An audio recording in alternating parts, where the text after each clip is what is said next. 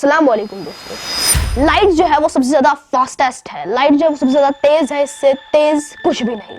ये बहुत ज्यादा फास्ट है, इसकी स्पीड है 2,99,792.458 किलोमीटर पर सेकेंड। मीटर्स में है 299,792,458 मीटर पर सेकेंड। इसे आप 3 × 10⁸ मीटर पर सेकेंड भी कह सकते हो। दोस्तों ये बहुत ज्यादा फास्ट है। अर्थ से लेकर सन तक जो डिस्टेंस है वो ये लाइट है ये सिर्फ 8 मिनट 20 सेकंड में तय कर लेती है। 8 मिनट 20 सेकंड लगते हैं इसे सन से अर्थ तक पहुंचने में, और अगर हम मून से अर्थ तक बात करें तो सिर्फ 1.3 सेकंड्स।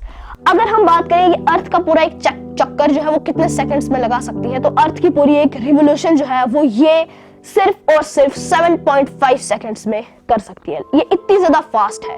दोस्तों लाइट जो है वो अपनी फुल पावर पे, यानी कि अब सबसे ज्यादा तेज जो है वो वैक्यूम में ही मूव करती है, स्पेस में ही मूव करती है। अगर हम वाटर की बात करें तो वाटर में इसकी स्पीड जो है वो 75% हो जाती है, और ग्लास में 67%। ये अपनी जो है सबसे ज्यादा फास्टेस्ट स्पीड में जो है वैक्यूम में ही होती है। लाइट जो है ये फोटॉन्स से बनी होती है, जिसका रेस्ट मास 0 होता है, यानी कि लाइट कभी रेस्ट करती ही नहीं, क्योंकि ये फोटॉन्स से बनी होती है और वो मैक्स पावर पर होता है, उसका रेस्ट मास 0 होता है। दोस्तों एल्बर्ट आइंस्टाइन की थ्योरी स्पेशल रिलेटिविटी, जिसे एल्बर्ट आइंस्टाइन ने 1905 में पब्लिश किया था, जिसे मैं ब्लैक होल वाली वीडियो में पहले भी एक्सप्लेन कर चुका हूँ, आप उसे भी देख सकते हो। इसमें आइंस्टाइन ये कहते हैं कि स्पेस और टाइम जो है ये सेपरेट नहीं है, ये एक ही है। इन्हें जो कंबाइन किया जाता है स्पेस टाइम में, और स्पेस टाइम में ही जो है वो लाइट सबसे ज्यादा तेज मूव करती है। दोस्तों आइंस्टाइन इसमें ये कहना चाहते थे कि जितना हम फास्ट मूव करेंगे उतना हमारे लिए टाइम स्लो हो जाएगा। तो अगर हम लाइट की स्पीड तक पहुंच जाए तो हमारे लिए टाइम रुक ही जाएगा, स्टॉप हो जाएगा टाइम, पॉज। तो उसकी वजह से फिजिक्स के जो है वो रूल्स टूट जाएंगे। तो इसीलिए मास वाली चीज कभी भी लाइट की स्पीड तक तो नहीं पहुंच सकती। तो अब हम ये बात करते हैं कि लाइट की स्पीड तक कोई चीज पहुंच सकती है या नहीं। दोस्तों मास वाली चीज तो नहीं पहुंच सकती, मगर एक फेज था जिसे इन्फ्लेशन कहा जाता था। इस टाइम पर जो है स्पेस एक्सपेंड हो रहा था लाइट से भी ज्यादा तेज। दोस्तों मैंने ब्लैक होल वाली वीडियो में ये कहा था कि ब्लैक होल के अंदर ग्रेविटी इतनी ज्यादा तेज होती है कि वो जो है वो लाइट भी वहां से एस्केप नहीं कर सकती, वो लाइट को भी ट्रैप कर लेती है। दोस्तों इसमें मैंने ये भी कहा था कि जो ब्लैक होल की ग्रेविटी होती है वो इतनी ज्यादा होती है कि वो स्पेस टाइम के मैश को जो है वो बेंड कर देती है इनफिनाइट। तो जब लाइट वहां पर पहुंचती है तो वहां पे रुक नहीं जाती है, वो अंदर की तरफ ट्रैप हो जाती है।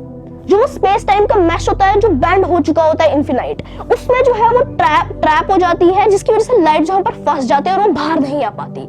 इसका ये मतलब नहीं है कि ग्रेविटी जो है वो लाइट से ज्यादा फास्ट है। दोस्तों अब हम बात करते हैं कुछ थ्योरेटिकल आइडियाज के बारे में जो लाइट की स्पीड से ज्यादा तेज चल सकते हैं, जो कि लाइट की स्पीड को भी ब्रेक कर सकते हैं। दोस्तों टैक्यॉन्स, ये हाइपोथेटिकल पार्टिकल्स हैं जो लाइट से भी ज्यादा तेज मूव कर सकते हैं। हाँ ये लाइट से ज्यादा तेज हैं। ये अभी तक इनका जो है कोई भी एविडेंस नहीं पाया गया है, और शायद ये एग्जिस्ट ही नहीं करते हैं। अगर ये हो तो ये लाइट से ज्यादा तेज चल सकते हैं, मूव कर सकते हैं।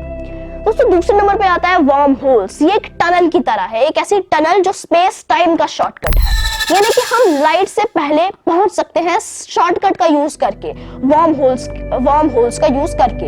आइंस्टाइन की जो थ्योरी है उसमें मैथमेटिकली ये पॉसिबल है, बट इसका कोई भी एविडेंस नहीं पाया गया, शायद ये भी एग्जिस्ट ना करते हो। दोस्तों इसके बारे में आपकी क्या राय है? आप कमेंट सेक्शन में अपनी ओपिनियंस को बयान करना। दोस्तों अगर मुझसे कोई गलती हो गई होगी तो छोटा समझकर मुझे माफ कर देना। मैं मिलूंगा आपसे किसी और नई वीडियो में किसी और न्यू टॉपिक के साथ। तब तक के लिए अल्लाह।